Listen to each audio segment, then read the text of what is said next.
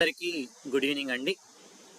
మనకు DSC FRS అందు leave మాడ్యూల్లో చాలా రోజుల నుంచి మనము ఎదురు చూస్తున్నాము. ఎడ్యుకేషన్ లీవ్ గురించి చాలా జిల్లాల వాళ్ళు డిఎస్సి ఎఫ్ఆర్ఎస్ వారిని సంప్రదించినప్పుడు, స్టేట్ ఆఫ్ ఆఫీస్ వాళ్ళని సంప్రదించినప్పుడు వారు దీన్ని ఎనేబుల్ చేయడం జరిగింది. అదేవిధంగా లీవ్ పీరియడ్ గతంలో 10 రోజులు ఉండే ఆ లీవ్ పీరియడ్ కూడా పెంచారు. ఇప్పుడు మనము అది ఒకసారి చూద్దాం. ఎంప్లాయ్ యొక్క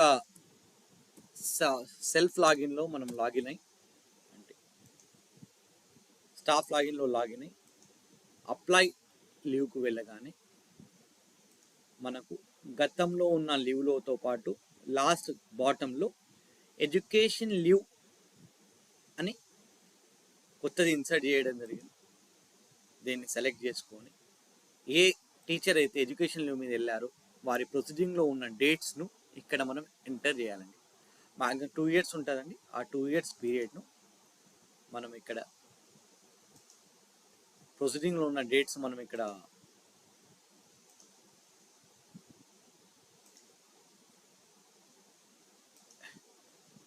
ఎంటర్ చేసి రిమార్క్ కాలంలో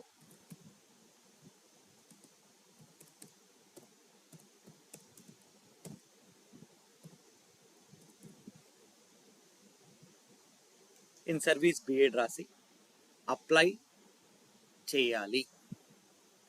ఈ విధంగా అప్లై చేశాక మన లీవ్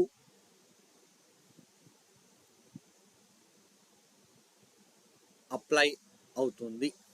లీవ్ అప్లై అయినాక మనకు స్క్రీన్ మీద లీవ్ అప్లైడ్ అని వస్తుందండి. చూడండి, లీవ్ క్యాప్చర్డ్ సక్సెస్ఫుల్లీ. మన లీవ్ను మన సంబంధిత హెడ్ మాస్టర్ గారు క్రోమ్ లాగిన్లో అప్రూవ్ చేస్తే 2 years వరకు అట్టి ఎంప్లాయీ యాబ్సెంట్ రారు. ఈ విధంగా చేయడం వలన మన యొక్క అటెండెన్స్ శాతం పెరిగి జిల్లా యొక్క అటెండెన్స్ పెరుగుతుంది.